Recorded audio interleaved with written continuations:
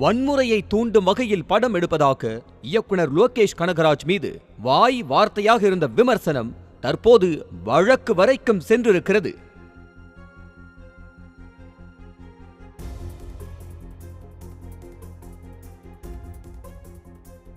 அண்மை காலமாக தமிழ் சினிமாவில் ஆதிக்கம் செலுத்துவது கேங்ஸ்டர் கதையம்சம் கொண்ட படங்கள்தான். அப்படி கைதி, விக்ரம், லியோ என ரத்தம் தெறிக்க படங்கள் எடுத்து பிரபலமான இயக்குனர் லோகேஷ் கனகராஜுக்கு தலைவலியாக அவர் மீது வழக்கு தொடரப்பட்டுள்ளது.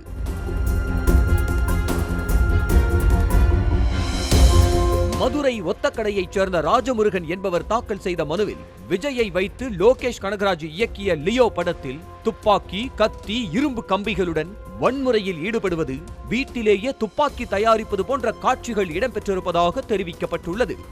மேலும் மதம் தொடர்பாக முரண்பாடான கருத்துகள், எதிரிகளை பழிவாங்குவது, பெண்கள், குழந்தைகளை கொலை செய்வது போன்ற காட்சிகள் பார்க்கவே தகாத அளவுக்கு இருப்பதாக கூறப்பட்டுள்ளது.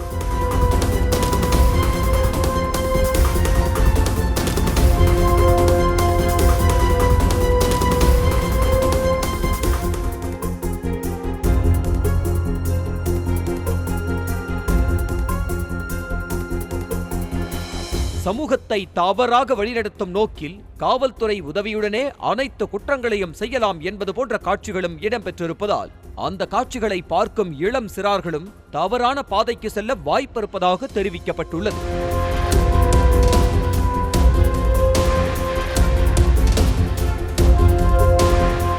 விஜயின் லியோ படம் முழுக்க வன்முறையை முன்னிறுத்தி இருக்கிறது எனவும் கூறிய மனுதாரர், இது போன்ற படங்களை தணிக்கைத்துறை முறையாக ஆய்வு செய்ய வேண்டும் எனவும், முக்கியமாக வன்முறையை தூண்டும் வகையில் காட்சிகளை வைத்ததற்காக இயக்குனர் லோகேஷ் கனகராஜுக்கு மனநல பரிசோதனை செய்ய வேண்டும் எனவும் மனுதாரர் கோரிக்கை வைத்திருப்பது பரபரப்பை கிளப்பியுள்ளது.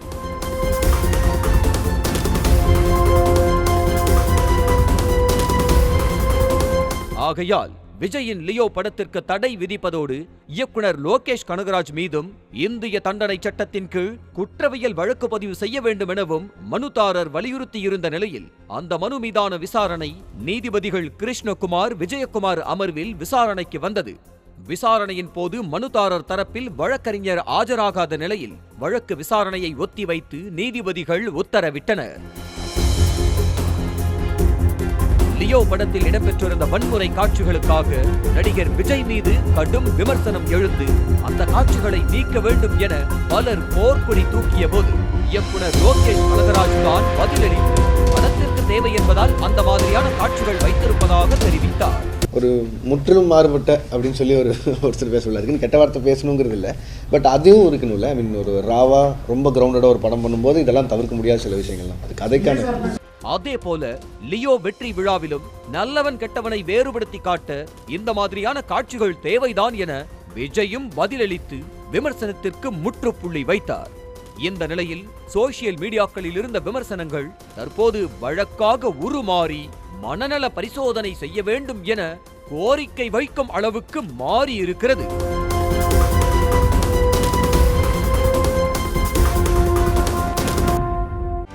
செய்திகளை உடனுக்குடனும் துல்லியமாகவும் தெரிந்து கொள்ள சப்ஸ்கிரைப் பண்ணுங்க.